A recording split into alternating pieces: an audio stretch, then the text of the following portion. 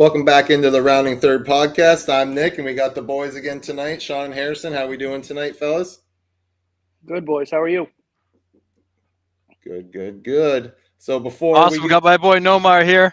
All right, we'll explain this in a minute, okay? But first of all, like our page, share our page, interact with us on our Facebook page. You can also subscribe on YouTube as well. That's Rounding Third Baseball Podcast. All right, so just want to make sure people can see our names when I move that. Yeah, I didn't put it this way for the record. And I didn't either. Harrison's got the controls. He changed it. However, we will open the show up by another podcast, the M&M SOS podcast. They're a great show. They do good all boys, sports. Yeah. Good fellas. We've been on a couple times. We've had them. Go give them a listen. But their episode sparked the longest text chain that we've had since we've done this pod. And me and Harrison went off, what was it, all weekend? It had to have been all weekend. It was the whole weekend. The whole weekend. And we went back and forth. They did a whole show on who made a bigger impact on the Red Sox, either Nomar Garciaparra or Dustin Pedroia. And honestly, like, the stats are close. You know, they both played they both played from age 22 to 35 in their careers. They both played the same amount of years. There is some discrepancy in playoffs and at-bats and stuff like that. We'll get into it. But I am on the Dustin Pedroia train because I think I'll start off the opening argument here. I think Dustin Pedroia brought more to the table than just stats. He brought the change in the culture. He had 2 world championships. He brought that locker room and that team together, and he was the leader. He was the dirt dog. And I'm not saying Nomar is terrible by any means. I love Nomar, always have loved Nomar, but I just think overall Dustin Pedroia, and this might be my opening and closing argument, Harrison, Pedroia has a higher WAR. Just saying. He has a higher WAR. He also played I would argue, a lesser position, but and when Pedroia played, there was no other good second baseman in the league. There was you had Ian Boone Kinsler. for a couple of years. You better keep Ian Kinsler out of your mouth, Harrison. I was not going to say Kinsler. Played when Dustin Pedroia played. No, I love Ian Kinsler. I'm a big Kinsler. I used to love watching him rock and rip. So did I. Kinsler Chase Utley? Chase Utley's Chase Utley could play. You had Chase Utley. You had Jeff Kent for a little bit of that time. You had Boone there for a little bit in Seattle. You had a few guys, but really second base was a kind of a mess of a position in that time. And then in Nomar's time at shortstop, his WAR is getting measured against guys like A-Rod and Jeter, who were, in many cases kind of the pinnacle of shortstops along with them. So, but the WAR is close. Pedroia's got it. I got it. But stats wise, Nomar's got him. Pedroia also has a higher OBP. If I can, I wasn't really able to kind of inject myself into this text conversation. One of my good buddies was getting married this weekend, so I was a bit busy or whatever. But I was kind of following along, right? And so I was kind of forming my own arguments, and I knew it was obviously going to come up tonight. I will say this about it. I think goes into Nomar's favor. I don't think they win 2004, the World Series, if Nomar's on the roster. I don't think they do it. I think there was just too much distraction. I know Nomar was clearly unhappy when there was all that kind of rumor that the Red Sox were going out pushing hard for A-Rod. Yeah. Obviously, that didn't work. He goes to New York. We get Curt Schilling instead, which was a huge thing. But when the question is who has a bigger impact on the Red Sox, I think that adds to Nomar's impact. Being able to trade Nomar away and get guys like Orlando Cabrera and Doug Minkiewicz and those guys. Was Doug Minkiewicz a world beater? No. But did he fit in really well in the 2004 team that helped them win the World Series? Without a doubt. Same with Orlando Cabrera. Nomar's a better player than Orlando Cabrera, but he fit in really well with that team in 2004. Had some huge moments for them in the postseason. And they go on and win the whole thing in 2004. I think that adds to Nomar's impact on the roster. And when Nomar was playing, how? By trading him away, he impacts. Well, yes, he impacts the team, but not in a positive way. But of course he does. In a way, he does. It's an addition by subtraction kind of theory, right? You get rid of Nomar and bring in guys that fit this team better, and they go on and win the World Series. Oh, okay. I mean, I know what you're saying. I see what you're saying, but that doesn't.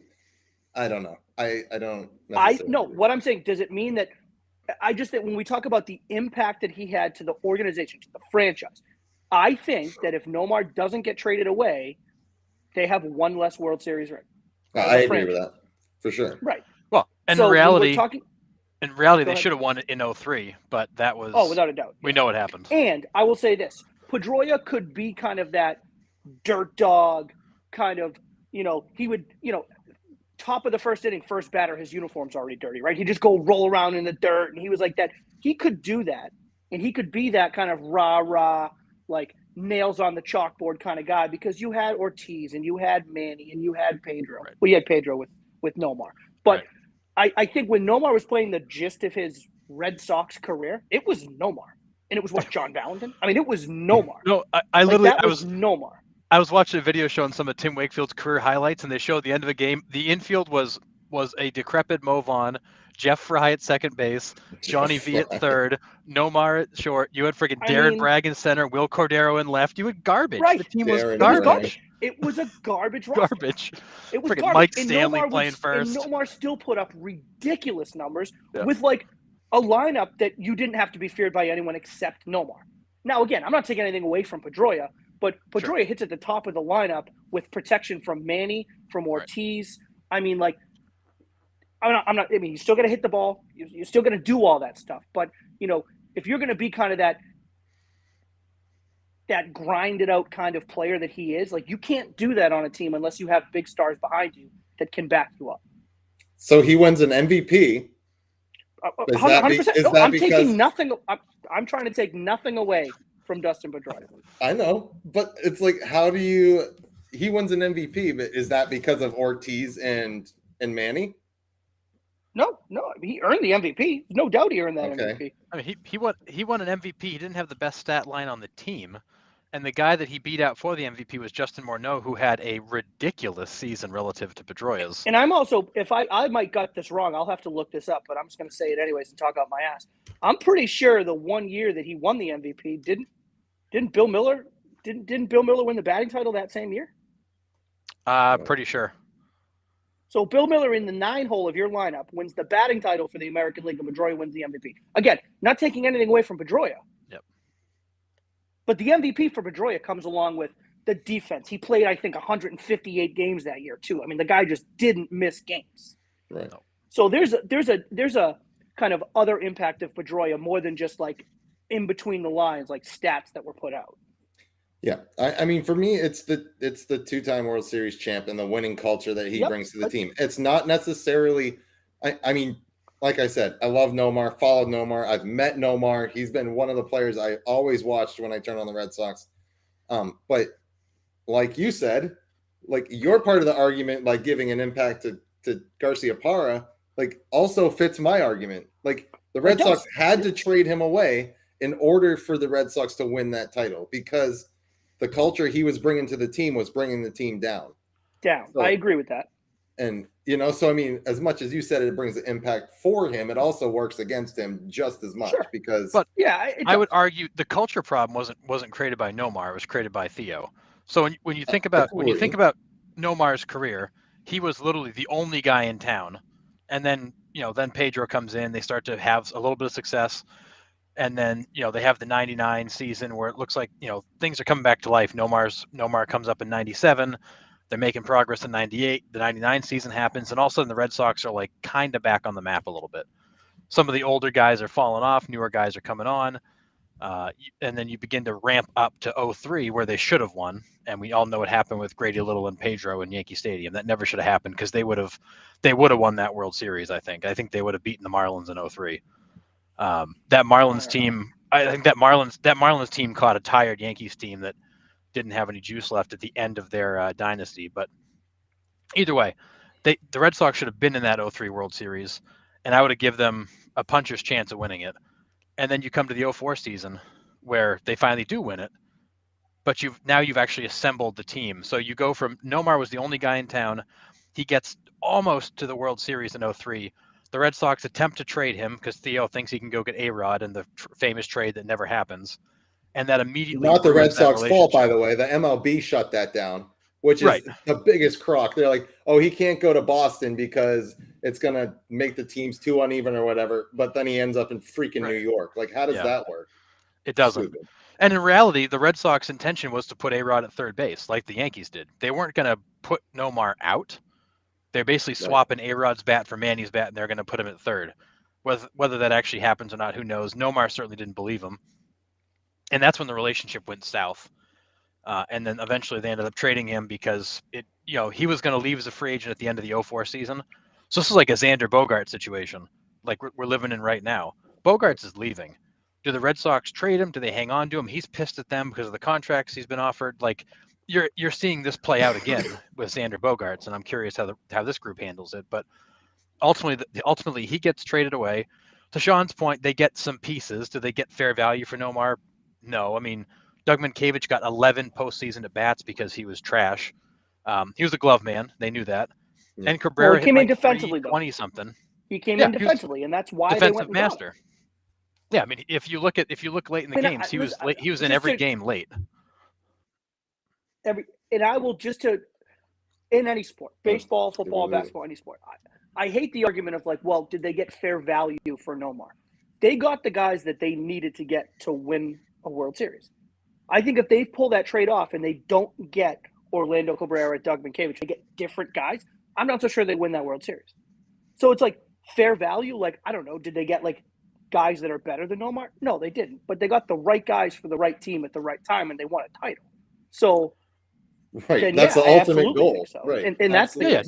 Agreed. Like that's why you do trades like that. Right, you traded the superstar for a couple of role players, and it worked. If they don't win, everybody would have said they got absolutely roasted on the trade. Because they do win, the trade looks good. Every trade looks great in hindsight or not. Yep. So they spin Nomar off. They get Cabrera and Mientkiewicz to go on to win the World Series. Pedroia is still in the minor league somewhere. He doesn't even come up until 2006. So this has nothing to do with Pedroia at that point. And then he sunsets out. The Red Sox spend 2005 and 2006 kind of scuffling, and they figure it back out in 2007. And then we know how the next 10 years plays out after that. But when you look at Nomar was the first guy in to kind of build up to that 2003, 2004 and then beyond run. Other players coming in with him behind the scenes. And then Pedroia lands, and they've already built the team. You've already got the established core. I mean, granted, you added guys like Lowell and all that for the 2007 run. Ellsbury comes up. But when you look at it, Pedroia stepped into effectively the foundation that Nomar and these guys had built. Then Pedroia gets handed the keys and gets to continue on and enjoy the ride. I mean, to me, as a huge Nomar fan, I feel like was absolutely unfairly viewed by Red Sox fans who kind of forget about the fact that he kind of laid the groundwork. He had a massive piece of this organization. He was really the first superstar they had after that John Harrington, Yawkey Trust era where the team was just absolute crap for so many years. And that was the first big trade Theo made too. Theo inherited Dan Duquette's teams that were, kind of iffy. And that was the first real big trade Theo made. And it worked out great. I'm with you. I think in 2022, I think Nomar would probably and should probably get a little bit more positive review or positive look back from Red Sox fans. I think the hard thing is the way he went out, right? I mean, he was not happy at the start of the 2004 season because of that A-Rod debacle, which we don't have to get into that again. And I don't think he handled it. I think if you got Nomar in a room one-on-one and you asked him, just me and you, it's not going to go anywhere. Like, would you have handled it differently? He probably was like, yeah, I probably would have handled it differently. Yeah. Probably would have said some less things to the media. Probably would have just focused on my job a little bit more, But again, heat of the moment. But I think the way that it kind of played out, I think that's kind of the sour taste that Red Sox fans, particularly people our age and like my parents' age, like my dad will never look at Nomar the same or hear Nomar's voice. Like it's always like, yeah, but the way he left. Like, yeah, Dad, but the guy was nails for like 6 years. Like he was so good. He was so good for us. But it's the way it ended kind of I think it's just a tough taste. Are we not going to bring up the Sports Illustrated cover and article? I mean, in what sense? What do you mean in what sense? He's on the cover like this, ripped out of his freaking mind, and pretty much like, hey, I'm on steroids, but not really on steroids.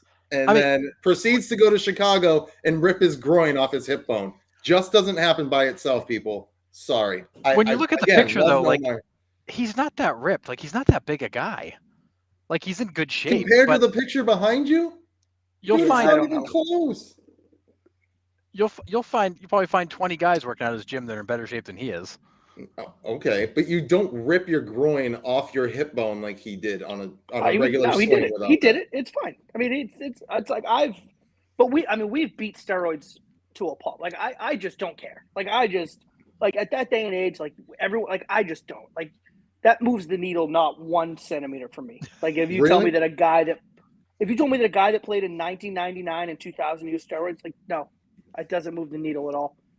I'll tell you what would move the needle is if you told me like a guy that played every day like didn't use steroids. Be like, okay, well that probably means something. Right. You know, I mean, I feel like this everybody did. You know what I mean? Like at that point. I mean, I get it, but yeah, I don't know. Whatever. PD didn't. Again, it's like. But you know that there's no. That's the hard part. In that era, can you really say that somebody didn't? I mean, with all the stuff these guys were. If you've seen that picture of him in front of the TV, he looks worse than I do, guy.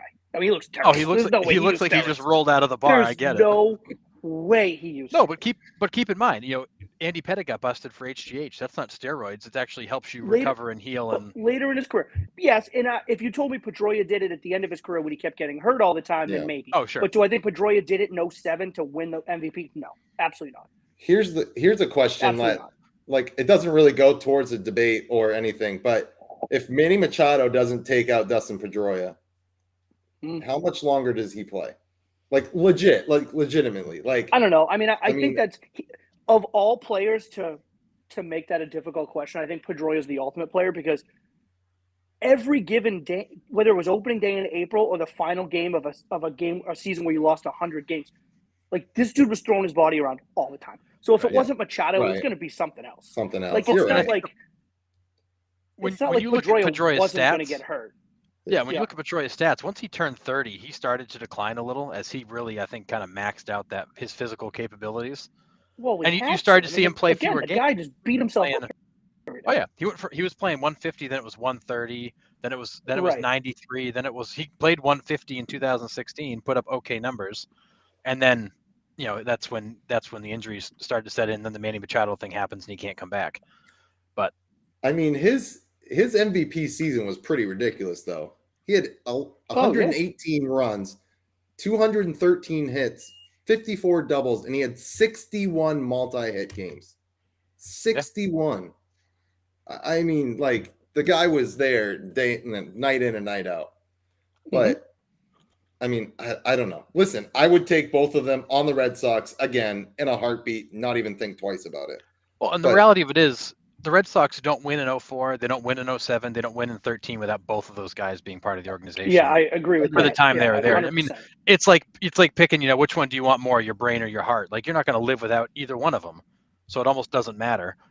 But it's hard because you got Nomar, who was there early when the team was, beginning to build towards being a contender and being a legitimate World Series threat.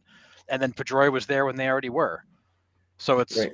Nomar climbed the mountain and Pedroia got to enjoy the view. And it is crazy that they weren't really that far off, if you really think about it, but they were in two completely different eras of baseball. Yeah. You're right. It's a 3-year difference. That blows my mind. Yeah, that's crazy. That blows my absolute mind. The completely two different eras of baseball, and they're 3 years apart. Is that what you said? Like what? That's mind blowing to me.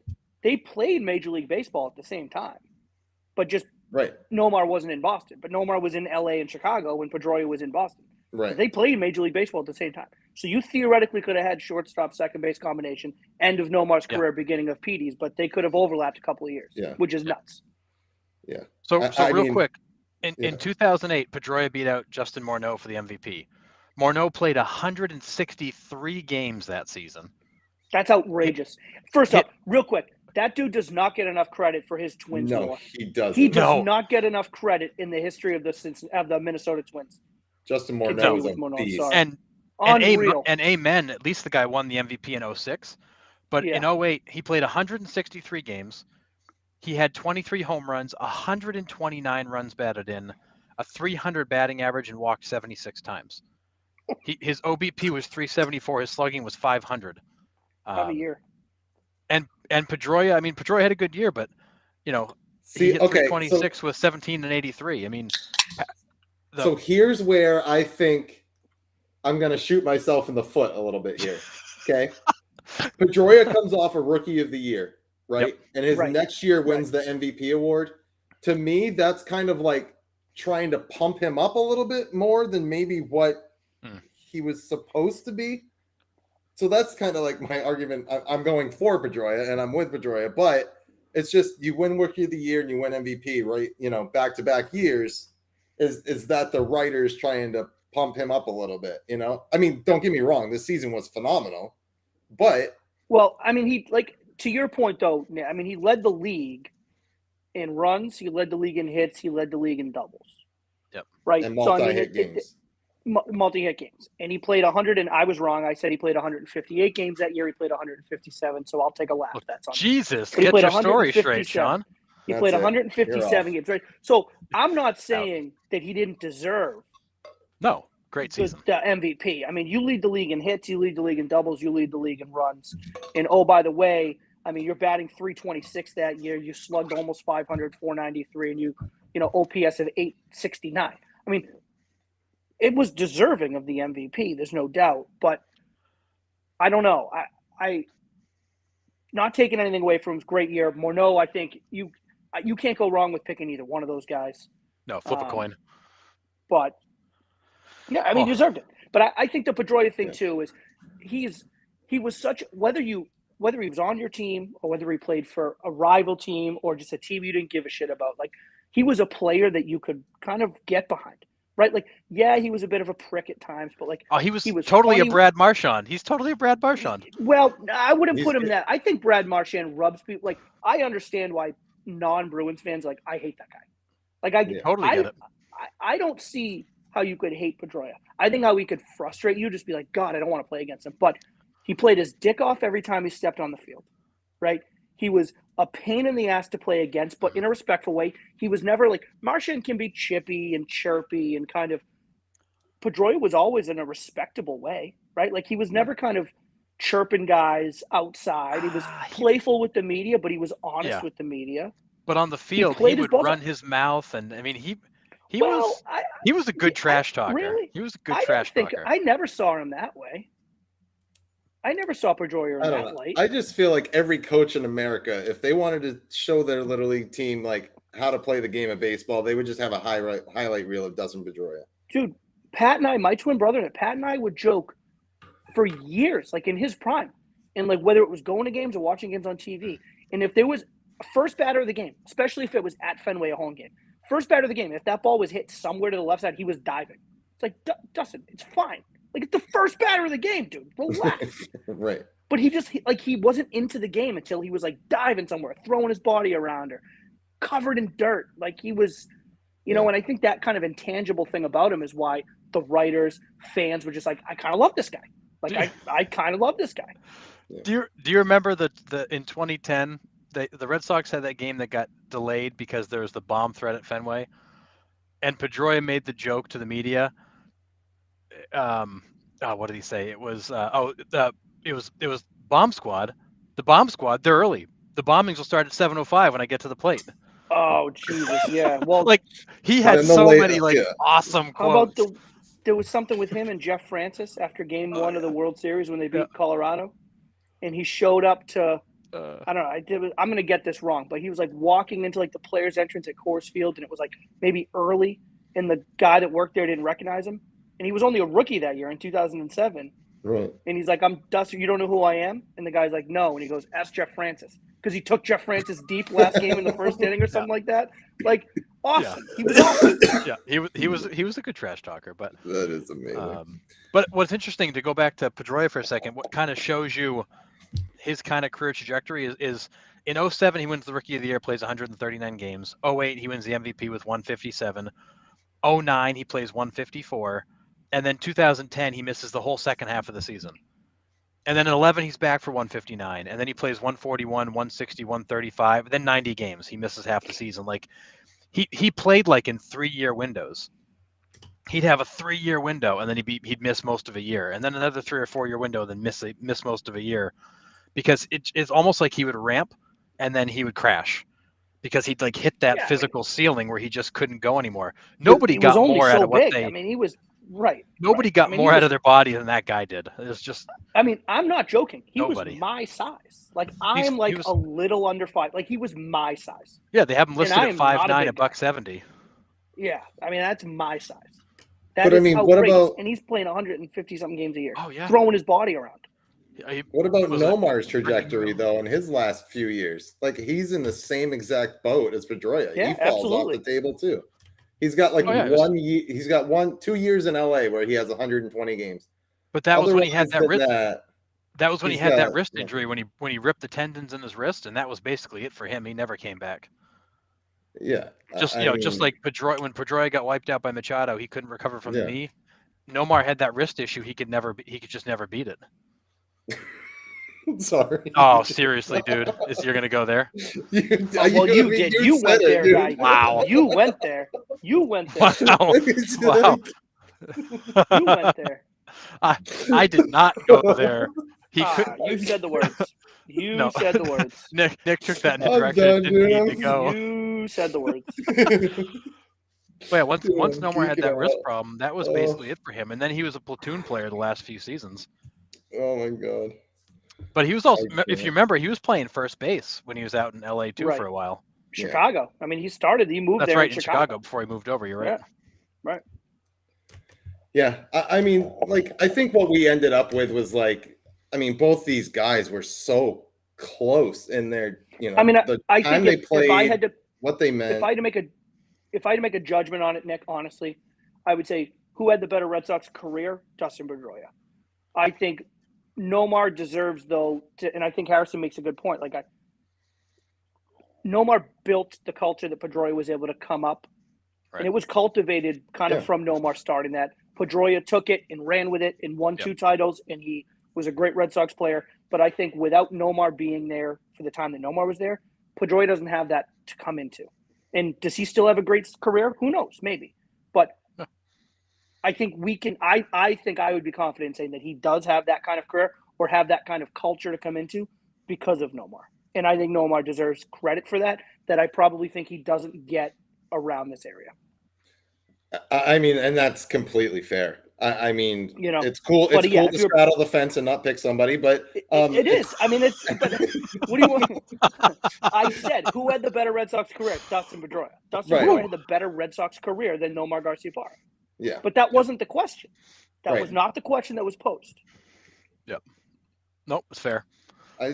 I said, biggest impact. Okay, so I worded biggest it wrong. impact on the franchise was what the question was. Yeah, you're right. It was. So I am right. I agree. Like, I slightly lean towards Pedroia just because of the winning culture he maintained. Yeah. Yes, Nomar, like everyone said, Nomar built it to get there, and he had no one else to build it with. Like, it was a one-man show. I get it.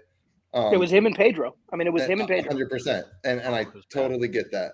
And like I said, I love Nomar, and I can argue both sides of this and for another hour and a half, but I mean, it's just, I would take both guys back in a Red Sox uniform again from day one. Easy. I mean, what would have been nice though, what would have been sick is to have seen Nomar finish the career in Boston and pass the baton to Pedroia, and have him win in 2004, have him be on that 2007 team, and then he kind of like passes the baton and goes off into the sunset.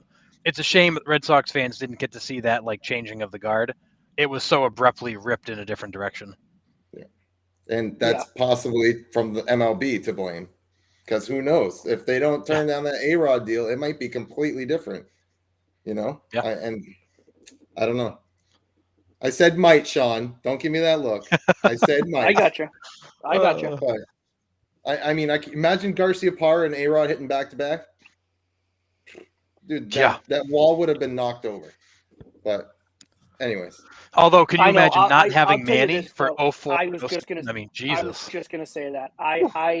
Again, I mean, Manny with the big role that Manny played in so many of those games, late in those games. Like, I don't know. A-Rod's a great player.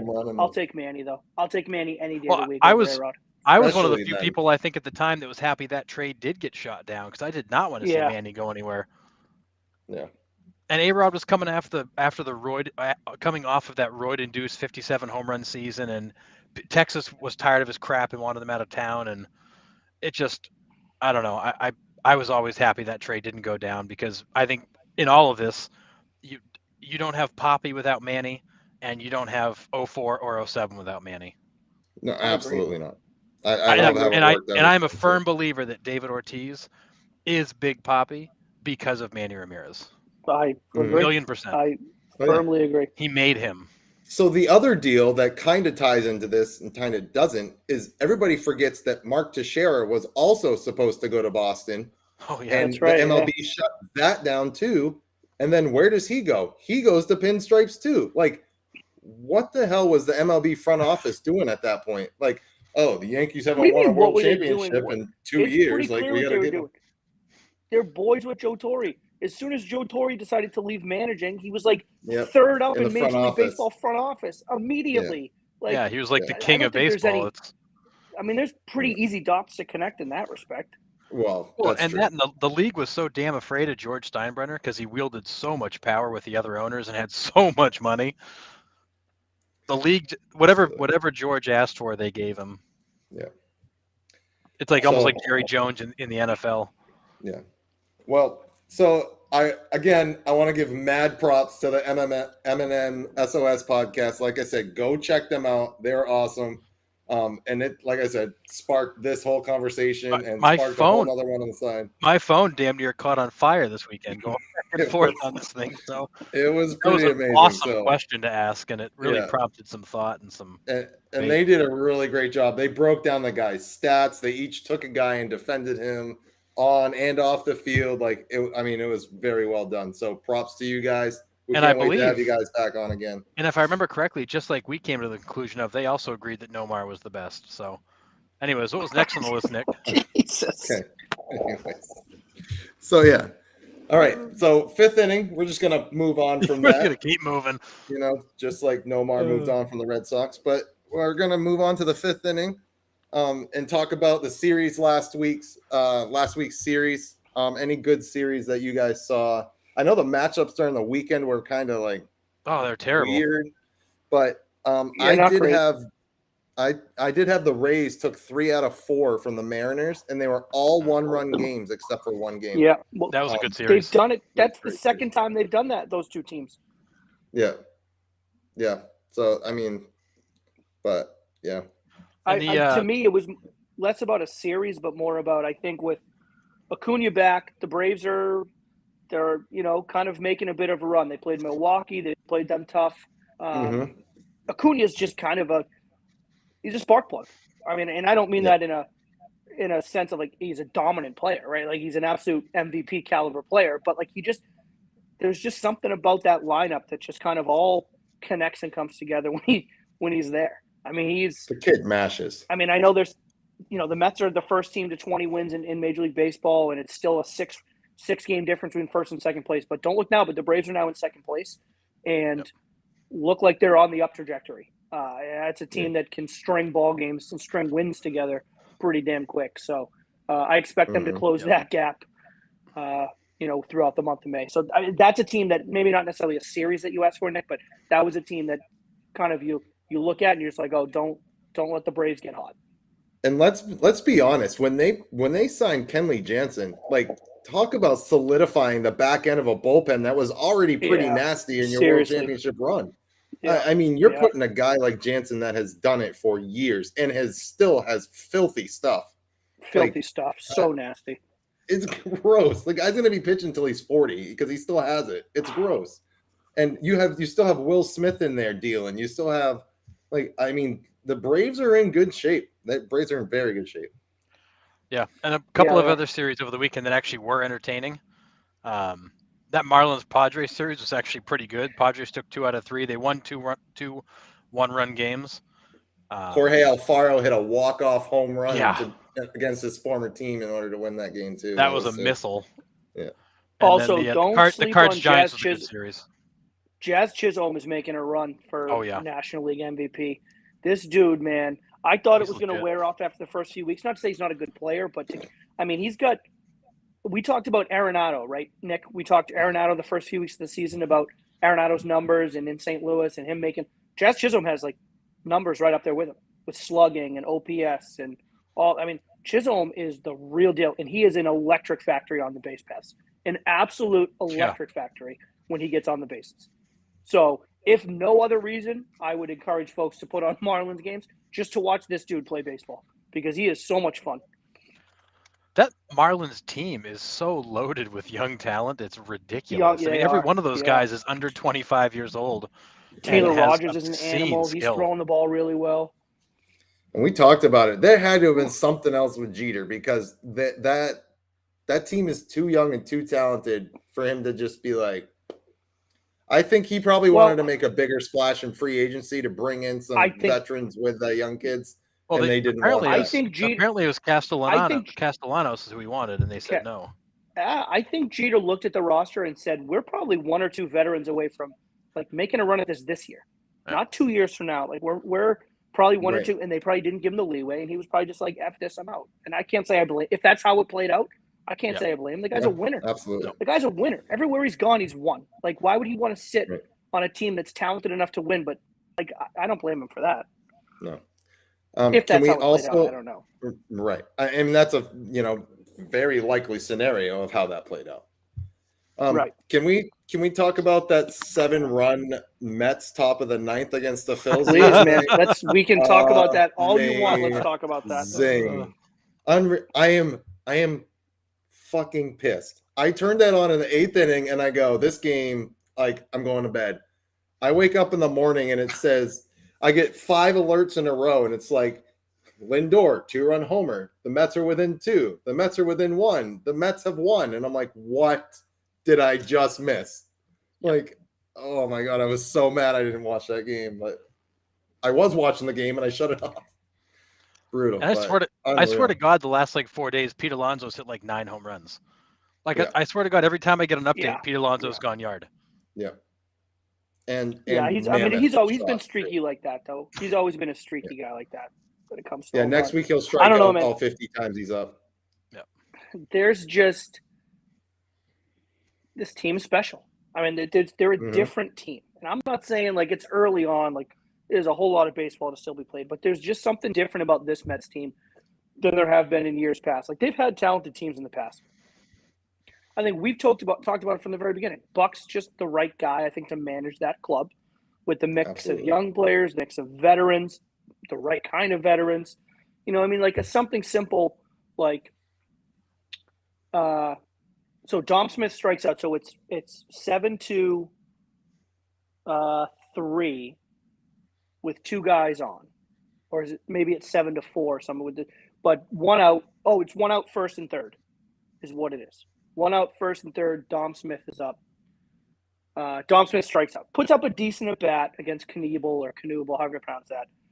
Puts up a decent bat, strikes off against a nasty curveball at the back foot. Like, what are you going to do? Tip your cap, they get paid too, right? Up comes J.D. Davis. J.D. Davis takes a fastball inside and just ropes it over the third baseman's head for a double. So now it's 7-5, guys on second and third, 2 outs. J.D. Davis, pretty good athlete, right? I would say pretty good athlete. First thing Buck does, doesn't hesitate, puts Jankowski on second base. This is why we have a guy, 4th outfielder, speedy, good base runner. Like nowadays don't do that because like, well, what if we tie it up? And what if the numbers say this, that, or the other? Yeah. Buck's like, no, I need my speedy guy. This is why we have him on the roster. Puts him on second base. Brandon Nimmo's up next, takes that second curveball, fists it over second base, and Jankowski barely beats the throw. Now, not a bang-bang play, but if J.D. Davis is running, probably out. Like, those are the kinds of things. Like, those are the wins that you get in April and May that make a difference in August and September, right? And, like, Buck is just like he didn't hesitate. He didn't hesitate. No. I don't even think the umps called timeout after the ball was out of play, and he was like, Jankowski was already running out there with the helmet on. Like, those are the kinds of things, like, Mets managers in the past, like, just didn't have that. No, you know, so he's always read the game so special. Well. Always. But let's look something special about this team. Well, I was just going to say to bring that up. You look at the New York Mets, and they have it. You look at the Boston Red Sox, and they're flat as hell. Like, there is a huge discrepancy between those two ball clubs right now, and it's not even close. Like, I've not been a huge Mets fan. I think they're impressive at the start. But what sold me was Steve Cohen going, you know what, Robinson Cano, I'm going to pay you that money anyways. Get the hell out of here. I'm going to start somebody else. Yeah. That's a guy who realizes you don't fit. This was a mistake. I'm going to call it what it is, and I'm going to fix it. I'm just going to pay you to go away, because the Mets of old would have kept running him out there every day while he hit 175 and dragged the team down because of the money they invested. And Cohen just goes, nope, I'm not going to do that. See you, Robinson Cano. I'm going to tie up that roster spot with somebody who's actually going to contribute. That's a totally that culture for the Mets has done a 180 with him coming in, and that is a legitimate organization again. Like, dude, imagine just being able to eat $300 million like that. Just be like, I'm good with you. That was $300 million I just lost, but no biggie. I'm good. Well, I mean, imagine it's beautiful. $300 million. You're going to pay him no matter what. Like, right. $300 million being ashtray money is like, I don't even like, how does, like, my brain can't even comprehend that. Like, that just like, my ashtray's full of quarters. This guy's is filled with $1,000 bills. It, like, doesn't make sense. I don't think people truly understand how much money Cohen has. No, which is fine. I mean, like, you know what though? Like, listen, the guy he grew up a Mets fan. He's always wanted to own the team, and he bought the team, and he's doing it his way. And so far, I mean, it's early, but it's working. And I wouldn't be surprised at all if Hay and Buck had a conversation in spring training or even before spring training, and Buck was like, listen, I'm going to tell you what I need, and I need you to do it. And if I tell you that you need to get rid of Robinson Cano, you got to get rid of Robinson Cano. And I'm not needing to single out Robinson Cano. I'm just using that as an example. But I wouldn't shock me if Buck was like, listen, I'm not coming back. Like, I've had a good career. Like, I'm not coming back to play this Mickey Mouse bullshit. Like, if you want me back, if you want me to manage this team, then I'm going to tell you what I need, and I need you to make it happen. And, I mean, listen, first team to 20 wins. The results speak for themselves. They don't even have the best pitcher on the planet, and why rush him at this point? Why? No, you don't need to. Let him play. Just follow your schedule, follow your regimen. Yeah. You know, I mean, and again, we talk about the team has it. Red Sox don't. The Mets do. The Mets lost game 1 of a doubleheader on Sunday. They lost game 1 yesterday. Tough game. Scherzer gave up 3 runs, all in individual innings. I mean, just didn't have it. Gave up 10 hits, but he still battled his way to a quality start. Didn't look great, but like, still Scherzer gave you a chance to win. You lose 3-2. Tough one to swallow. You come out in the nightcap, and you just you're the Mets again, right? Like a team that doesn't have it, like the Red Sox would have lost game 1 in a tough way, and then they would have folded and got shut out in game 2, and then it's just a tough day at the office. The Mets lose a tough one in game 1. They come out and they throttle you in game 2. They look like it doesn't faze them. Yeah, you know, that's what good teams do right there. It's what good teams do. It's what good teams do. But that starts at the top. You know, there's a Wall Street Journal article. They have talked about Steve Cohen making that Cano decision, and they asked him, you know, you're gonna pay the guy $40 million to walk away, and his comment was, "It's gonna make the ball club better. I came here to win. I didn't come here to just be here. I came here to win." Yeah. Okay, that's totally different, because the previous owners were scared to death to do anything. Oh, the Wilpons sucked. They were the worst.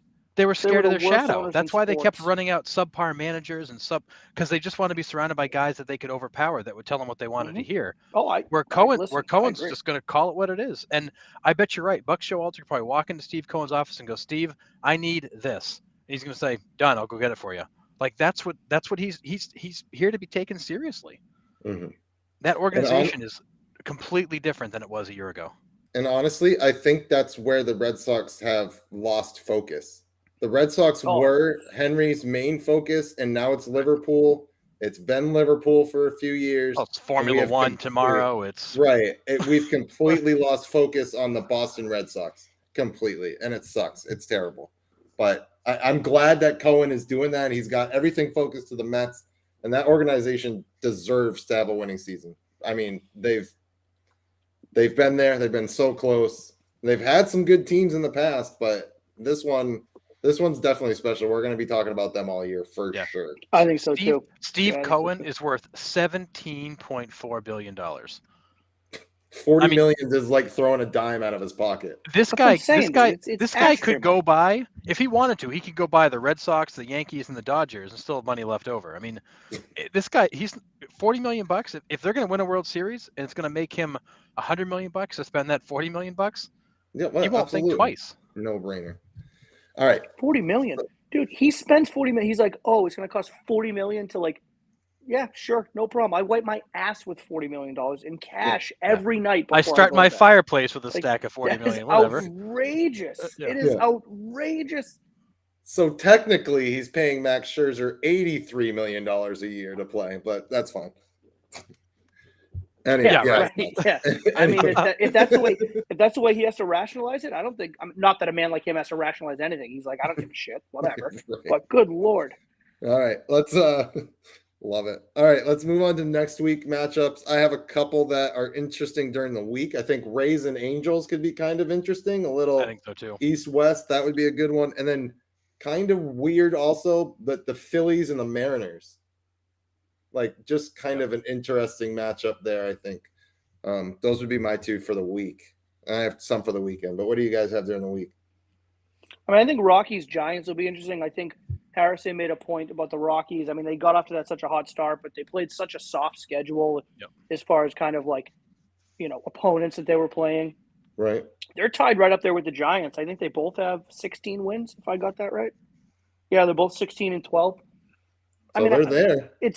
It's in San Francisco. I will be shocked if Colorado wins that series. But, I think it'll be an interesting game. And I always tend to kind of – those late ones are always fun for me. Sarah goes to bed, and it's always like, put on a baseball game. And so I think for the first, Monday night, Tuesday night, Wednesday night, that's probably the one I'll throw on tonight. But CJ Cron, man. CJ Cron's having himself a year right now. He certainly is. Yeah, he certainly is. He's kind of emerging out of nowhere. No one's ever heard of CJ Cron before this year. I mean, well, not in this sense. But not in this sense. Right, not in this sense. That's what I mean. Yeah, right. Yeah. I mean, he was in LA. He did some things in LA, but not in this sense. Yeah. Kind of a quiet, underrated kind of guy. But I like the Jays Yankees again. I'm fascinated by what those teams are going to become. Is that in Toronto? No, they're in New York. In New York. Back in New York. So a couple of 298-foot home runs to decide at that Little League field, right? Yeah, that's what I'm saying. Yeah. And then Giants Cardinals go at it again. So I think that'll be fun later in the week. Yeah. This weekend I got Padres Braves and then Mariners Mets. So that would be a test for the Mariners against the Mets, I think, early to see if the Mariners. That's in New York too. That'll be tough. Yeah. Right. It is going to be tough, but you know what? Like that's a good early test to see if this Mariners club is going to be there towards the end. If they're going to push, if they're going to be there, I think it's a good early test for them. And I don't know if Stacy still listens to us because of all my anti-Mariner stuff before, but I am rooting for the Mariners. I think I love Julio Rodriguez. He's my pick for the rookie of the year. They're out. JP Crawford's having a great year for them. Yeah, he is. This is sneaky. This is like sneaky. JP Crawford. You look and you're like, he's put together like 2 or 3 really good years in a row. It's like JP Crawford's just a good player now. He's not the sneaky guy. He's just a good player. Right. Like but he's again, now that guy where he's on the West Coast. He's just good. Like he's just good. Right. Yeah. All right. So we're gonna move on to 7. Did anybody else? Are we good? We good there? No. Yeah. I mean, this weekend is nothing crazy. I think if you look like when it came out, you'd be like, oh, that Phillies lineup going out to LA, but they've been the most disappointing team for me this year. The Philadelphia Phillies. Good Lord. Mm-hmm. So I mean, I think the Dodgers are Mookie's starting to heat up. The Dodgers are playing good baseball. They might steamroll and sweep the Phillies. Yeah, I would not be shocked. I think the Phillies were probably the most overrated team coming into the season. Yeah, absolutely. Yeah, at this point, it's not probably. Even close. They're not even close. Because the Brewers have finally turned their ship around too, and they're mashing. The Brewers have righted their ship, and they are like the first couple of weeks we were like, this Brewers team, like no one's. But we knew they would. We knew they would. Right. We knew they would.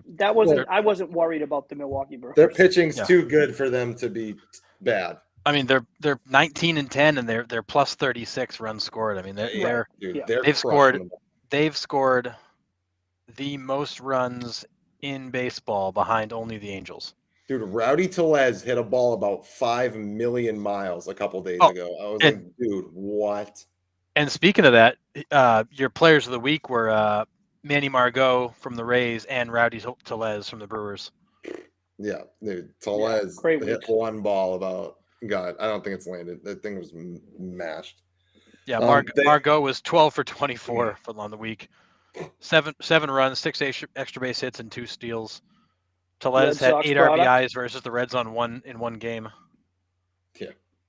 Red Sox draftee. Well, naturally. Yeah, of course. They also released the pitchers of the month and the players of the month. Logan Gilbert for the Mariners was 3-0 with a .40 ERA, 22 Ks and 22 in the third inning.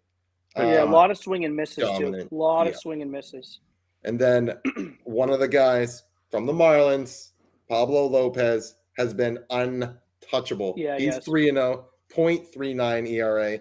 So the only reason his ERA is a .01 lower is because he's thrown exactly one more inning than Gilbert. So no kidding. Yeah, 23 Ks and 23 in the third. 23 Ks and 23 in the third innings. Identical numbers except for one more inning. Holy cow. I love it. They each have only given up one earned run. Insane. Those are like the numbers that like kids in high school put up that are like way more dominant than the other teams. Yeah, like right. Those are not major league numbers. Yeah. Right. Not over a month. Yeah, Jesus. Monet Davis facing Wyndham Little League. She's throwing 75, and these kids haven't seen 70. Yeah, there was always that every high school league had those one or two pitchers that would be like end of the season like 5-0 with a .33 ERA. There's always that one kid. And that .33 ERA was because the scorekeeper was like, "Yeah, I'll call it a hit, even though it was an error." or because he walked 2 kids and then gave up 1 hit. Right, a bloop. Yeah. Players of the month. This is absolutely no surprise to anyone. Nolan Arenado and Jose Ramirez. I mean, Jose Ramirez, 342, 7 homers, 28 RBIs in a month. Get out. 15 extra base hits and a 1.133 OPS. Gross. That contract's looking pretty good. Dude, and I love what he came out and said and made it public about. Me too. That was awesome. Discount. That's amazing. I love that loyalty, and I hope some of that comes back because of Xander, but we've said it before, it's not happening. But the beauty of that is here's a guy who's on a team that's not really that hasn't been good and isn't going to be good, and he's committing to stay. He's committing to stay because they're not treating him like an asshole on his way out the door. Right. Like if the Red Sox just like if Xander's comfortable, I think Xander said for years that he wants to stay in Boston, and then they go ahead and make these ridiculous lowball offers, and he's like, "You're just treating me like an asshole." Yeah. And then he doesn't have a choice.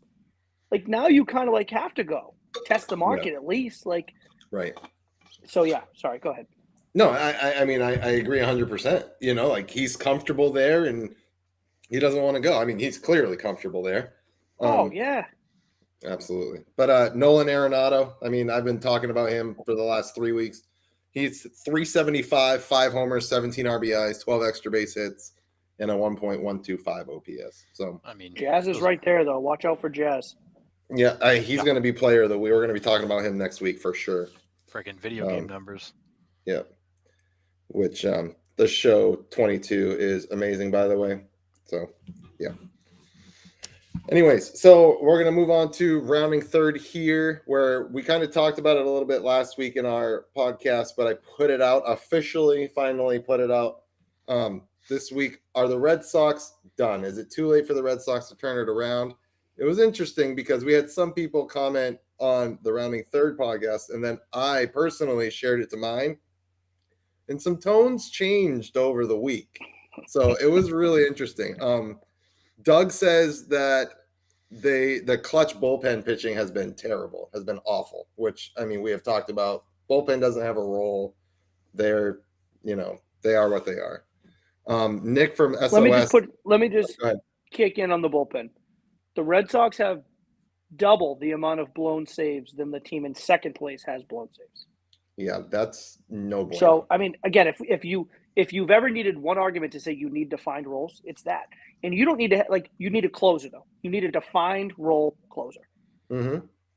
Okay, continue. That's it. Well, and I think you can either put Robles, you can put Strom. He's definitely shown that he can handle that. But you got to tell one guy like, "Hey, you're closing out ball games for us." I would if they wanted to be Robles, fine. Like, he makes me nervous with their sometimes he just forgets how to throw strikes, and that makes me nervous. Okay, I'm especially convinced. Especially those one-run games though. Like, I'll tell you. I know you hate Brazier, and I hate him, dude. I can't. But Brazier does fine when he comes in clean innings. He does fine. Like, the numbers back you up. Like, he does fine when clean innings. He cannot inherit runners. He is worse than I am in inherited runners, and I've never thrown above high school baseball, for Christ's sake. But he does fine in clean innings.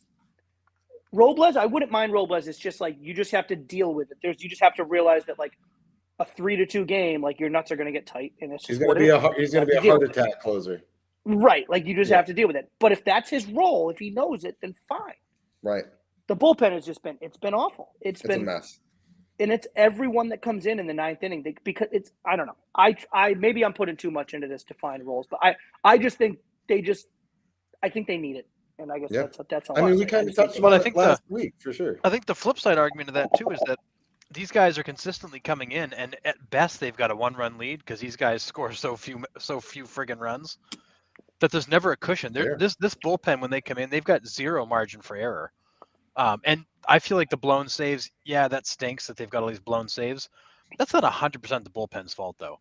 If the Red Sox could get a lead that was more than 1 run, so that one mistake didn't cost them the game, it would be nice. I mean, the Red Sox have scored the 4th fewest runs in the American League. Every single game they've had a lead in, it's been 1, maybe 2 runs. There's zero cushion. And you got these other guys coming in that are closing out games with a 3-run lead. And I mean, they gave you a 2-run lead in the 10th inning in Toronto, and then they give that up.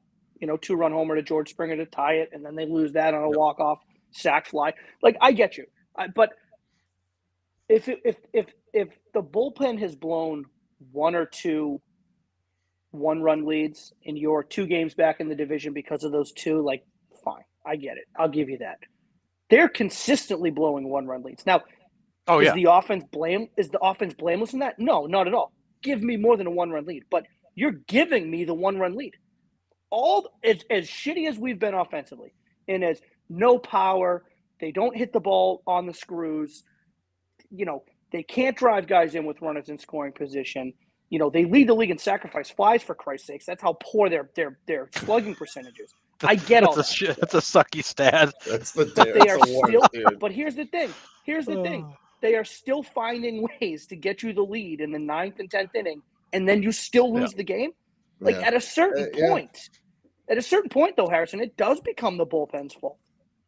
At a certain point, it's all right. Is one guy going to step up and save me a goddamn game here? No, I mean, the bullpen is trash, but I think we knew that going into the season. That's the one thing we all said is that they got a lot of questions in the bullpen, and the bullpen's proven to be trash.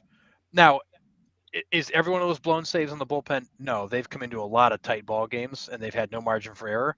But when you've blown as many as they've blown, there's a problem for sure. Yeah. Well, maybe that's why there isn't any defined roles, because Cora is I need to find a closer. I think Alex Cora's done about the worst managing job possible with what he's got. I think he's tinkered with the lineup and put guys in terrible spots. He's left guys there too long. He continues to jerk these bullpen pitches around. You're in the 7th, then you're in the 9th, then you're in the 5th, then I think he's done such a horrendous job managing this roster. Granted, the roster sucks. This team is not good. They've got 3 guys that can hit. They got maybe 2 guys that can pitch. It is a 4th place, 5th place team roster. I picked them to finish 4th because I didn't think they were ever going to have enough. So I'm not at all shocked where they are. I thought this is where they'd be. I thought they'd be a little bit better. I couldn't have been wronger, but I couldn't have been more wrong about them, at least so far. I did not expect them to be 2 games back from the Orioles. Yeah, but I think most of us thought they were going to. I mean, I thought they were about a 500 team. I thought that their best case was 82 to 85 wins. and that likely had them finishing fourth behind the Rays, the Jays, and the Yankees. See, I think we got a little excited because of last year. I mean, let's be honest. Like what they were able to pull together and get to the ALCS with beating the Rays the way they did, like, and with the I mean, they didn't have a powerhouse team last year, but they were still able to. I mean, Kike Hernandez put them on his back, but I don't know. It's just and I think the offense is the offense is going to get better. They can't be this bad all year, but I don't think it matters. In days they don't hit, they're not going to win. Days they don't pitch, they're not going to win. Like they're going to need everything to come together, and it won't because they're just not that good. That's why. I mean, I don't know. See, but here's the thing. Since April 23rd, I'm gonna have to find this exact stat. You guys may have seen it here on Twitter. Compliments of Red Sox stats at the handle. Here we go. Since April 23rd, I gotta scroll back here for your boy. Give me a second here. Come on, Sean. Shit or get off the pod here. But I mean, I think this team is better than 10-19, but I don't think they're a lot better than 10-19. And I think maybe you're right. You're probably right on that. How's that? And I think right on that. Last year not much better. Last year was a lot of fun, but but that team, when you looked at that team, we all said it. How the hell did they get here? How'd they make it this far? Yeah. Like they didn't have the team to get there, but they made the right moves. They got hot when they needed to. And even when Sale comes back, he's going to help a little bit. But if you can't consistently put up runs, you can't consistently close out ball games. Yeah. Well, but it's not going to matter. Yeah, I mean, that's every team though. So Ben makes a good point. When Cora was out with COVID there for a little bit, right? So that was kind of like make sure who was it? Venables behind the bench. I mean, Cora probably still makes the calls, the overall calls. He's just phoning a friend when he's calling in his order. Yeah, pretty much. But I mean, it doesn't help. But all right, so I'm gonna butcher it a little bit, but it was something along the lines of since April 23rd, Red Sox starters have pitched 70 innings or 70.2 innings. Let's call it. Let's just round it for an even number. Red Sox starters have pitched 70 innings. They have like a 1.21 ERA, and the Red Sox have won 3 of those games. Yeah. Ouch. 3. That is, you have to try to lose that many games with your starters pitching that well. It's not like the starters have not been fine. The starters have been great. Whitlock and Walker have been insane.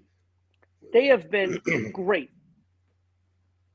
The bullpen needs to be more consistent. To Ben's point, He says hitting will be hot and cold. It's pitching that needs to be consistent and improved. The bullpen needs to be more consistent. Absolutely. I will even say this. Rich Hill has been fine as a starter. It's been fine. Has he been lights out? No. He had that one game where actually he was really, really good. But he's been fine. Rich Hill has been winnable. Michael Walker has been awesome. Garrett Whitlock has been awesome. Nate Eovaldi has been winnable. All of these guys have stepped out there, and they are winnable games anytime your starter steps on the mound. And the Red Sox will claw out 3 runs, claw out 2 runs, and if they just feel like getting hot, they'll get 4 runs, and then the bullpen will blow it. And it's rinse and repeat, and it is brutal. It is so frustrating to watch. Can we just turn it back to 1901 and just have Mike Walker pitch every day, and then maybe just throw Whitlock every 5th day? So Red Sox pitching is giving up 3.7 runs per game, and they're 10-19. Pitching in general, that's awful. I mean, if you told me that at the beginning of the year the Red Sox were going to give up 3.7 runs per game, I would be like, hallelujah, they'll win 100. Right. Yep. But when are they giving up those 3.7 though? After the 5th inning, I would almost guarantee. But it doesn't matter if you can't score more than 3 runs per game. You're not going to win. In baseball today, you can't expect to win every game 2-1. It's not going to freaking happen. No. I mean, so I actually think in my mind the pitching's been good. The Red Sox should feel good about the pitching. The offense is a historic train wreck. It is, but here's the problem, and I think we're probably beating a dead horse here over an hour here. But if you haven't watched Red Sox games and you only look at the stats, you'd be like, oh, the pitching is not a problem at all. But the pitching is a problem because it's the bullpen and it's the situational pitching. It's their inability to have one guy in there that can get consistent outs. And, Terry Francona, for his fault, Terry Francona did it better than any manager and probably still does when it comes to what he does in Cleveland. He will identify one guy. He did it with Andrew Miller for those couple years in Boston where he was your high leverage guy. And if the high leverage was the 6th, it didn't matter. If it was the 8th, it didn't matter. And sometimes it was the 9th. But Francona would use him so well. And it would be a big moment in the game where you were tied or you were up 1 or you needed to preserve a 2-run lead. And in would come your guy, your high leverage guy, and he would get it done. And I think Cora is trying to adopt that with the Red Sox. The problem is you don't have Keith Folk in the back end, or you don't have Jonathan Papelbon in the back end. Like, you can't take your closer and make him, well, it's a big inning in the 6th, so we're putting him in the 6th. That's where I think the bullpen is starting to falter because, guys just don't know where they go. Is it high leverage in the 5th? Well, what if we use the guy in the 6th and then we need him in the 7th? Well, now we go to, I don't know, flip a coin. That's the frustrating part for me. Mm-hmm. The numbers tell you that their pitching is fine. And by and large, the starting pitching, I think, has been really good. The bullpen is not nearly consistent enough. And you have maybe 2 guys in there, but sometimes it's Whitlock. Now Whitlock's in the rotation.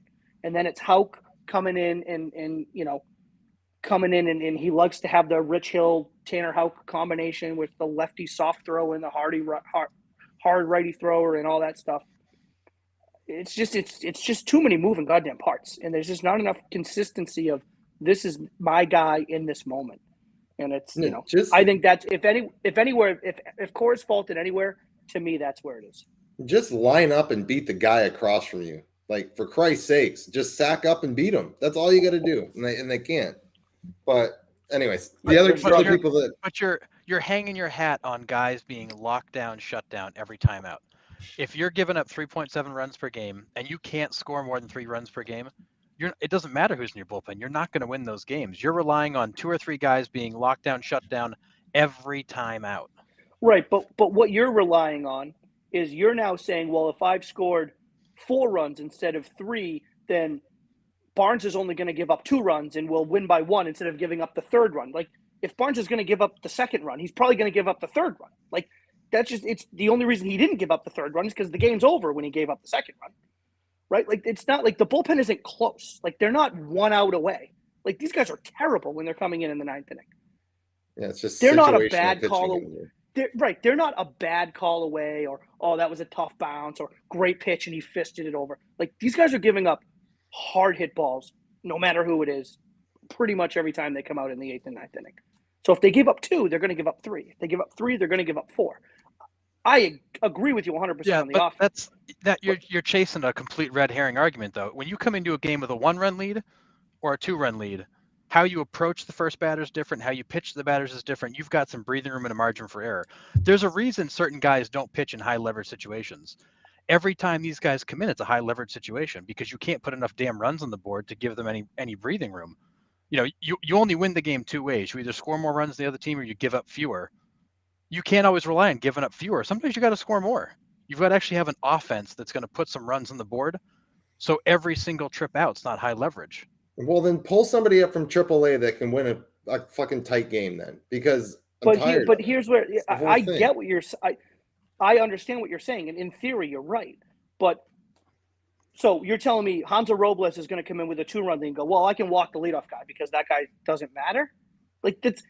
He's going to walk the leadoff guy 9 times out of 10 because he can't control the ball. You pitch differently. The approach is different when you've got a 1-run lead versus a 2-run lead. Well, then that's a coaching problem. Then that's not necessarily. And I go back to Cora. I think Cora's fucked this whole team up in such a terrible way. I think he's done a miserable job of managing this team, and short spring training, whatever it is, he's mismanaged the lineup, mismanaged the bullpen. This team is terrible and without a direction. They've got no life, no spark, no energy, no anything. And that goes back to the guy in the dugout. He has done a terrible job. I think it more goes to Hahn. I think has Cora been perfect? No. I think he certainly made some mistakes. I think with the bullpen, I mean, you can make arguments with the lineup. I don't know what else really you do much differently with the lineup. I think it goes to Bloom. I think Core's just trying to do what he can to get the most out of this roster. Right. I think the roster is severely faulted. I think that's ultimately where the blame lays more to me with Heim than it does with Cora. But I mean, you started the year with Jackie Bradley Jr. and Travis Shaw in your lineup, for Christ's sakes. That is not going to get it done. You got what, a 1 for 29 out of those guys in the first week of the season. I mean, that's just right. But in reality, the Red Sox weren't supposed to be competitive last year, and I think they got lucky and made a run.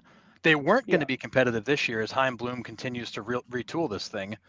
I mean, they weren't supposed to be good this year or last year. So I go back to, like, I'm not at all shocked by what I'm seeing. I think this roster is a mess. I think they're better than they've played. I think Cora's made a mess of it. Chaim Bloom didn't give many tools, but he wasn't going to. As they begin to retool this thing, Xander's going to leave. You know, hopefully Story becomes Trevor Story again, and then you start this whole thing over.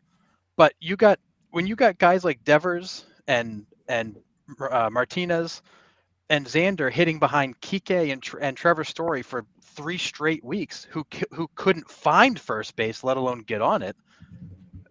What are you doing? Yeah. Move those guys up in the lineup. You know, give them a shot to do something. Put Devers back in the 2-hole. Move Trevor Story to 7th. I don't want to see Trevor Story get more than 3 at-bats a game right now until he figures it out. You know, figure out what's working. Find the guy who's got an OBP that actually is north of his weight and put him in the leadoff spot. You know, you got to do something to figure it out. But Devers consistently hits friggin' solo home runs or doubles with nobody on base. Martinez is consistently hitting doubles with nobody on base, or it's just Devers on base. It's a joke, and he's not doing anything outside of the box, but penciling the same names in the same spots every day and hoping they figure it out. Well, hope ain't a strategy at the major league level, man. You got to do something. I mean, but at the same time, this team was never going to be much better than this. Right. I mean, you're getting 0 production out of your 6 through 9 is what it really kind of. And 1 through 2. You're getting nothing out of the 1 and 2 spot or 6 through 9. But you're putting the same names in the lineup card every single day. Do something different, man. Yeah. Well, we got 3 other people said. So Nick from the SOS podcast goes, it's a wrap. Brian Sawyer turn the lights out. Hopefully it's too early to tell. And then Chris McVetti, I went to college with him. He goes, too early to quit. It's too long of a season.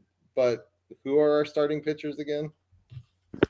Well, again, the starting pitchers haven't been the problem. Starting pitching has been good. It has been. The starting pitching has been the best part of your team. Yeah, absolutely. Even Pavetta's come around lately and pitched really well. Yeah, absolutely. Right. And he was a mess. Yeah. All right, so we're gonna drop the Red Sox. That was a good old half hour I won't get back, but that's all right.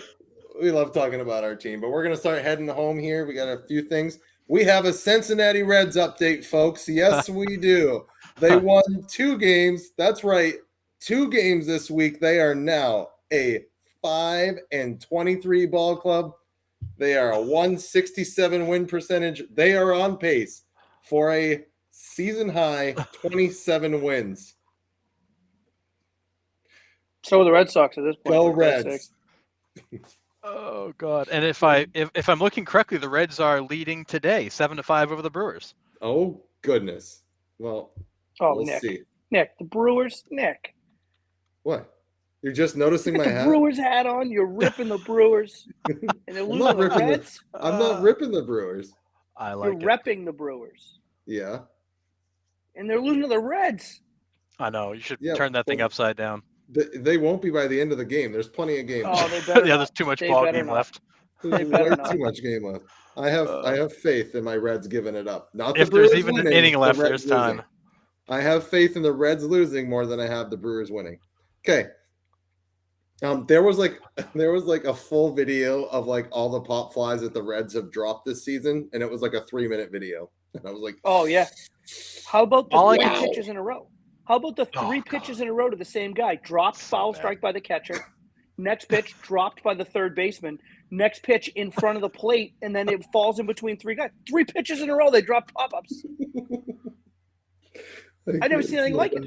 So bad. Well, and if you're Brandon Woodruff and you just went 4 1/3, gave up 5 earned to that Cincinnati Reds team, and which brings your season ERA up to almost 6. Are you feeling good about where you're at on May 9th? Probably not. Not really. I don't know. I mean, they're still a major league good? ball club. No. They still have some decent hitters in there. You still have Mike Moustakas in there. You still have Nick Senzel is over there now. Neither one of them's playing tonight. Naturally, of course. Moving on. So Ronald Acuna comes back this week. Novato. I mean, there's nobody in this lineup tonight. That's why they're winning. Ronald Acuna comes back this week, hits his first home run about 5,000 feet and falls flat on his face mid swing, but still hits it 500 feet. That ball was awesome. Mashed. He hit another one, I think, this week too, right? He's got 2 or 3 already. He did, yeah. He off Corbin. The second one was off Corbin Burns. This kid's back for sure. He's back. His swing looks so good. Back. He's a monster. And now he and LeBron James are like fist pumping each other online because he did the LeBron celebration after one of those home runs, and the second one. Yeah, awesome. And then to round out the show, we are actually going to end on a high note. So right after we got off last Monday, Aaron Judge went deep in Toronto. It was in Toronto. Yep. In Toronto, In Toronto, and a Blue Jays fan caught his home run ball and gave it directly to an Aaron Judge fan right behind him. It had Yankee shirt, had Judge on the back. It was a kid too. He was like 10 years old. It was a kid. It was awesome. And the kid, without even hesitating, was bawling his eyes out and goes and gives the guy the biggest hug ever. And the video went viral. The next day, Aaron Judge pulls both the guys down, the guy and the kid, down into the dugout, and the kid is a blubbering mess again. Oh, yeah. But Aaron Judge was so classy during that whole interaction. That went viral too. I mean, that's the one thing the young guys in this game right now, I think, have. They understand that they need to start bridging that gap from guys our age to the younger generation. And I think, I hate that he's a Yankee, but he is one hell of a guy. Aaron Judge, he is. He's always seemed to be. Always. I mean, when they had that earlier, 2 weeks ago, or whatever, 3 weeks ago, and that he's the first one out there. He was the first one out there telling the fans to quit throwing shit on the field, like him and Stanton. I like him more than I like Giancarlo Stanton, but I got to give Stanton credit as well. Like, they were both out there being like, cut the shit, quit throwing stuff on the field. These guys, I think that's one thing about the young superstars nowadays. Like, they grew up in it. They understand how important the fan interaction is. They understand that they can reach these guys anytime they want, whether it's social media or whether, they have that ability. They have more access than ever. Right. And yes, they're superstars. But they can be reached and they can be contacted and they can be kind of interacted with.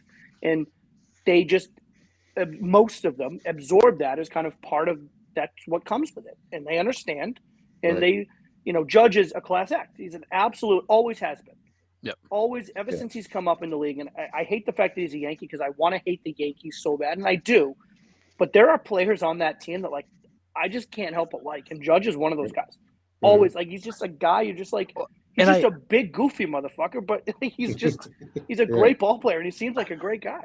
Well, I feel like because of guys like Judge, that Yankees-Red Sox rivalry doesn't have the same heat it used to because, you actually like some of the players.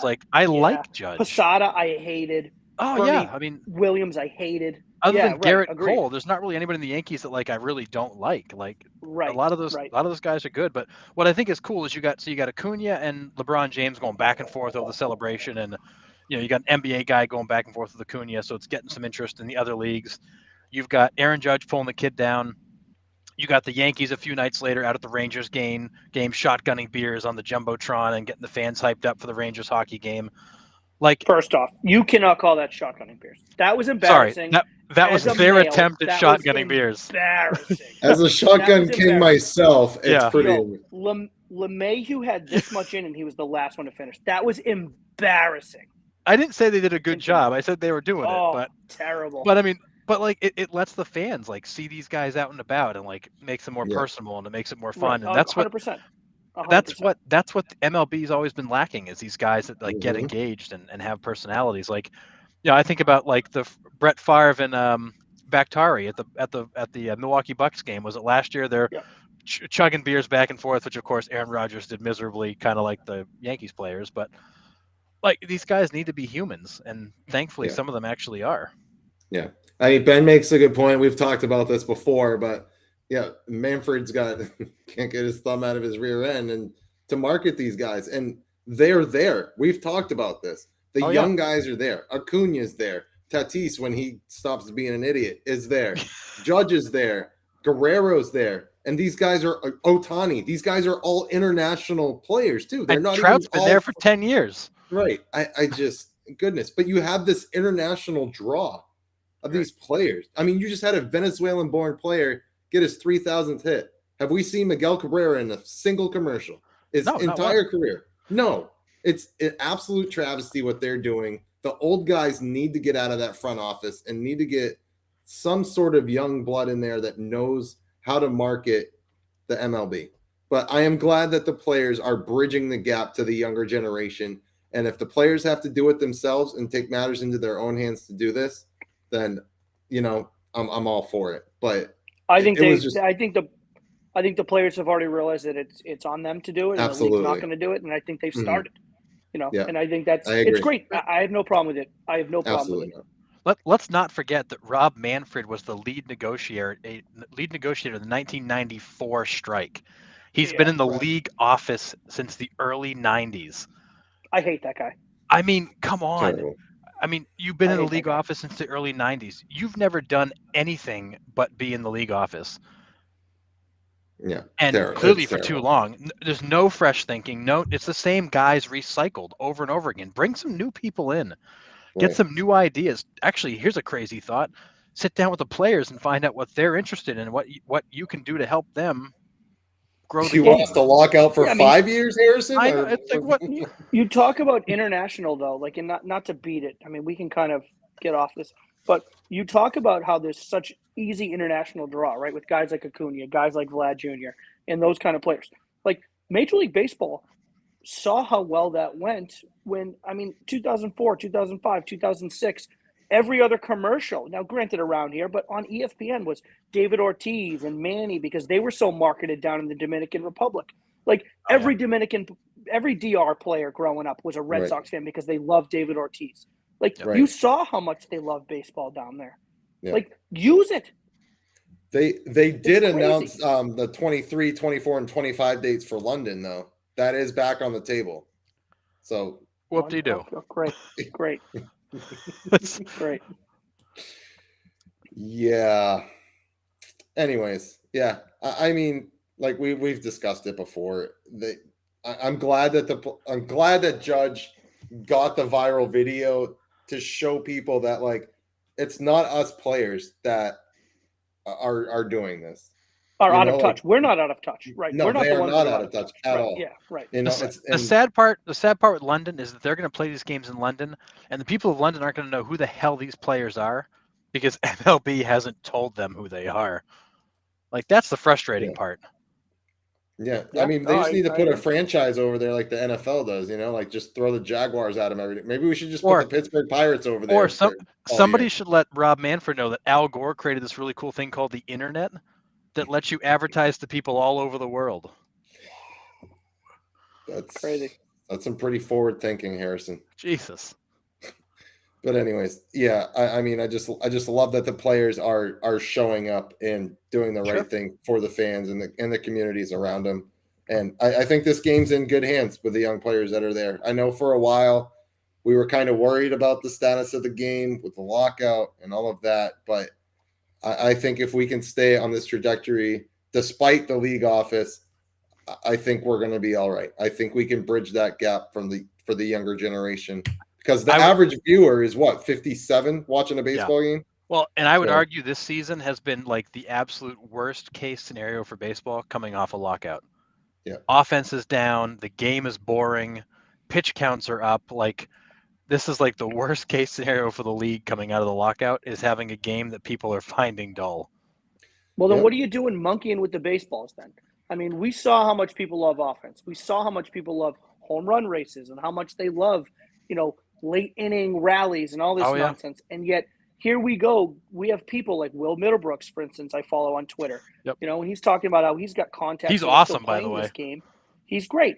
And he's talking like multiple baseballs that have been put into Major League Baseball games have like legitimate dents and fucking shit in them. And like pitchers are like, I can't use this ball because it's flat on one side.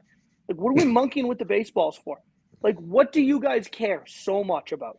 Like, why is that even a thing that we're talking about and trying to fix? Right.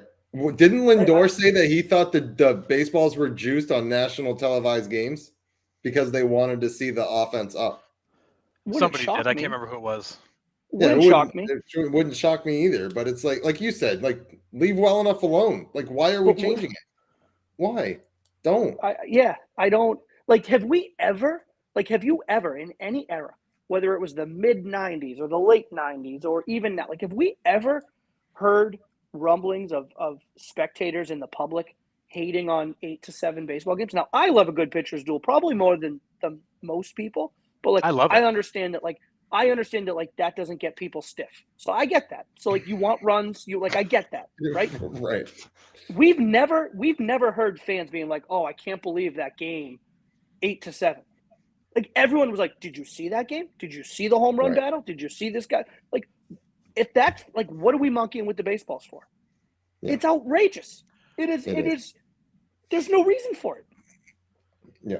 No, and it's and so you've got runs per game are at the lowest point they've been since 1981, and batting average across the league is the lowest since 1968, which is the year that pitchers broke the league. That's right, yeah.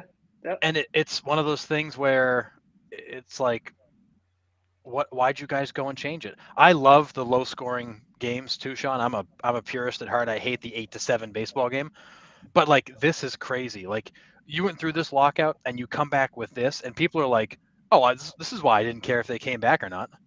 But here's the problem, though, Harrison. We're not the low-scoring 3-2 games are not because they're great pitcher duels. Guys are hitting the balls on the screws. Yeah. The guys I'm watching it's not just Red Sox. It's any game I'm watching. Guys are hitting the balls on the screws, and they're 9 feet in front of the warning track. Oh yeah, big time. So if the pitchers aren't going to be great, then I might as well see runs. Like, if I'm going to watch a 2-1 game, I want to watch Pedro fucking painting corners for 8 innings. That's what I want to watch. Or I want to watch Greg Maddux throw a complete game with 78 pitches. That's what I want to watch. If I'm not going to watch that, give me runs. Because I'm watching pitchers throw the ball 101 right down the middle, and I'm watching someone time it up and hit the ball right on the screws, and it's going 325 feet to, like, straightaway left. That's just ridiculous. Yeah. So I don't know. That's it's artificially low scoring is really what it is. The pitching hasn't gotten better. Yeah, it's a good way to put it. Right. That's artificially right. Exactly. The pitching hasn't gotten better. The ball just doesn't go where it used to go. Yeah. And a lot of us, and I was saying it too, a couple weeks into the season, I'm thinking, short spring training, they're not really squaring balls up yet. Like, people are still getting into their groove. It's not coming. Like, it's not getting better. Right. These guys are still hitting a ball on the dot, and it's getting caught at the warning track. They're still hitting a missile that looks like it's going to end up off the wall, and it's in the left fielder's glove, and he didn't move a step. And then every once in a while, like, you get a regular baseball in there, and then like you see the home run Stanton hit yesterday. Oh yeah. Holy shit. Had a vapor trail on it. I mean, that ball was stepped on, right? So like, every once in a while you get a baseball, it's like, okay, you hit ball, go far. Like, fine. Yeah, it looks like you get a golf ball or a friggin' golf ball, or one of those like foam balls. It's just awful. It's just awful. It's unreal. Well, yeah. Anything else before we wrap it up, fellas? No, that was a good 90 minutes. That was a good one. Yeah, we had a lot of stuff. Again, I'm going to plug you guys again. Thanks to the M&M SOS podcast right there. Like I said, if you have not, they talk all sports, everything. They're great. So thanks for that debate topic. That was fun. That was heated. It was amazing. But great show. And thanks for chiming in for Ben and whoever joined us. But yeah, like our page, share our page, subscribe to YouTube, and interact with us whenever you can on the page. And we will see you guys next Monday at 8 p.m. Eastern Standard Time.